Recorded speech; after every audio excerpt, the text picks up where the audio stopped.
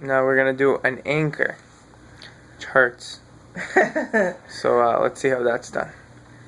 So basically, you got the hair and you're parting it in like a square shape. And you'll see that all the parts are pretty much the same. This is the most painful part in starting the dread, because you want to have the anchor as close to the scalp as humanly possible.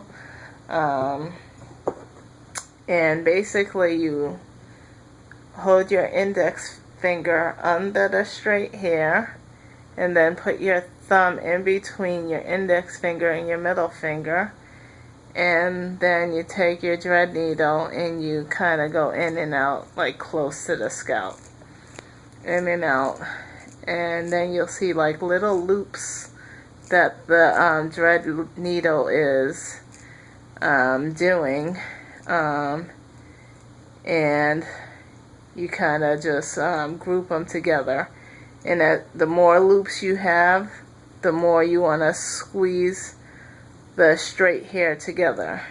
So if you want to get a little closer to your head, Tom, so that they can see the loops I'm talking about. So basically you're pulling through loops, and you want to get a good amount of them. If you need to know how many, it's a good, you want to pull it in and out at least 20 times. So approximately 20 loops.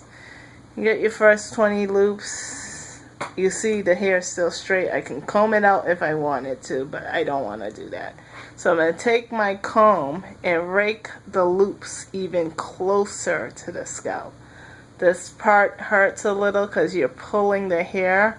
It's like you're pulling the hair against the scalp and holding the comb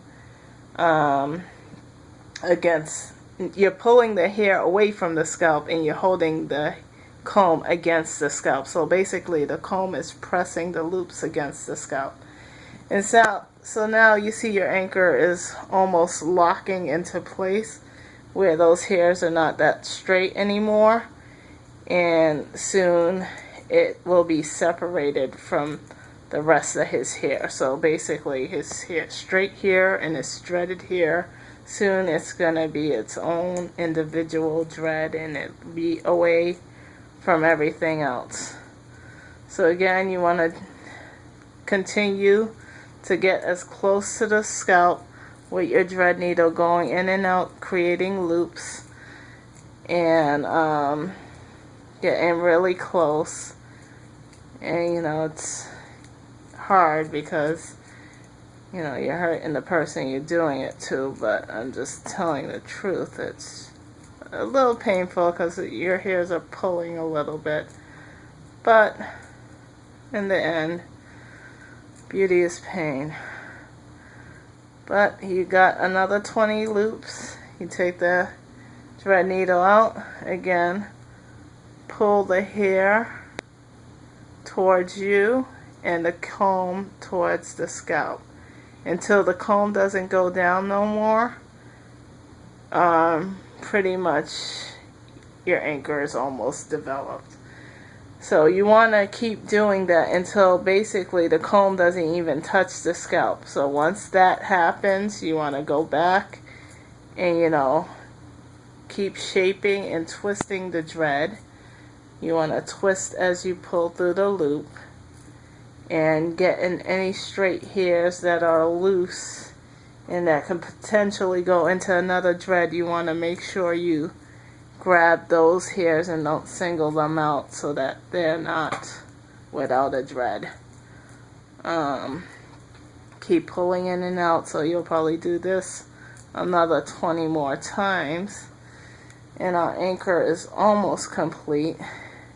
It takes a good 4 to 5 minutes to get an anchor in there. And as you can see, this is almost done. And you do that 20 more times. You look around and make sure that there's no hair sticking out. And now you're going to see me doing the rake action with the comb again. I'm pulling the hair up towards away from Tom's scalp, and I'm pushing the comb down. As you can see, the comb can't go down any further. I pull the comb out, and there you have it. There's your anchor. Alright guys, that was a little painful. It wasn't that bad though. Other ones were much more painful. So this is how you make an anchor. First video showed how to make the dread itself, and the second video is about the anchor.